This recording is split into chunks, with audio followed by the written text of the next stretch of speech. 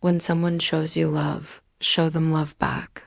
The only thing louder than the laughter that night was my blood rushing in my ears. I think it was because of the wine. Yes, definitely the wine. I stood there smiling and nodding, desperately trying to look happy, desperately trying not to look hurt. I should have known better than to smile. It just gave him ideas. You know how brothers are?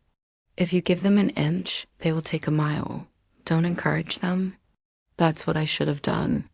But instead, I played along, hoping my mom would stop him before he went too far. She didn't. Mom was laughing as hard as the rest of them. He ran his finger down the top of the book like it was a piano key. This diary has been through thick and thin with me. The pages are filled with secrets we shared. I trusted her. Why would I write secrets in a diary if I knew someone would read them? I told her everything about me, everything.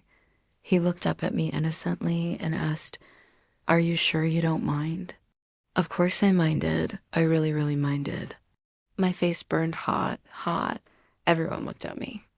I guess they expected me to say yes, to say it was fine. And then he would have read it, and everyone would have laughed again, and then I would have cried. I didn't say anything. I stood there awkwardly chewing on the inside of my lip until my uncle finally broke into a smile and said, "Well, all right then." As soon as he sat down, he picked the middle book. I wanted to throw it at him, but my hand was stuck. It was glued to the table. Maybe it was the candle wax seeping into my skin. Maybe it was the wine, but my entire body suddenly felt very heavy, like gravity was a teenager testing its strength on me. The room started to spin. I wanted to scream, "Stop, please, stop," but no sound came out. I got up abruptly and walked to the window. I stared out at the garden. My brother cleared his throat and started reading. "My dearest diary, today I found a boy cute." He smiled at me and I smiled back. Could he be the one? My eyes burned. The world burned. I turned around. My mom was holding back a laugh. My sister was staring at her nails. My uncle sipped his glass of wine like nothing had happened. Nothing had happened. He continued reading. "This dress looks great on me. I can see why Arya likes it. I think I'll wear it to the party." Did he have to read the parts where I criticized my own style? Was he trying to make fun of me? I wonder what the lasagna is going to taste like. If it's good, I'll compliment Mom. She deserves it if she put the extra cheese. Here he paused dramatically. Extra cheese means more love. I choked back a sob. What was he doing? Why was he destroying me? Why was everyone being so mean? I couldn't take it anymore. I grabbed the stack of books and ran out of the room.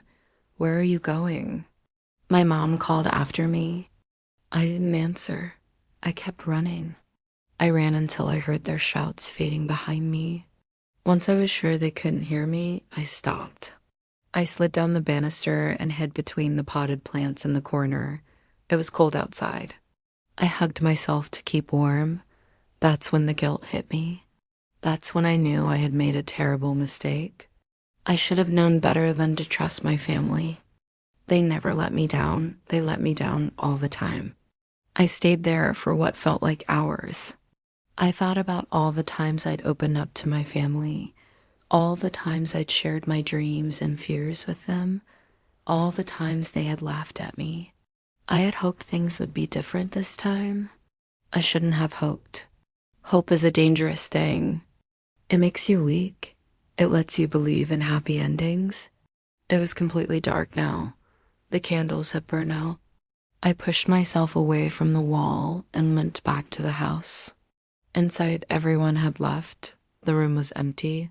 The book was gone. I searched for my mom, but she wasn't in the kitchen. I found her in the living room. She was sitting on the couch staring at the floor. She didn't look up when I entered. "Mom, I'm sorry," I whispered. "I'm sorry I wrote that. I'm sorry I said those things." She placed a hand on mine.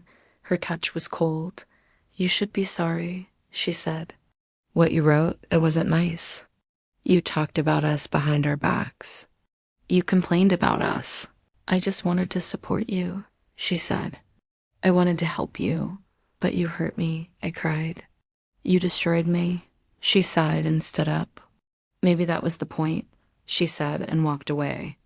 A month later, they were all begging me to undo it, begging me to forgive them. They promised it would never happen again. But I knew they were only saying that because they had hurt themselves. They hadn't meant to hurt me. My diary had been an accident that revealed the truth that no amount of love or forgiveness can change. Sometimes you have to let go of the people who laughed at you, not because it's better for you, but because it's better for them.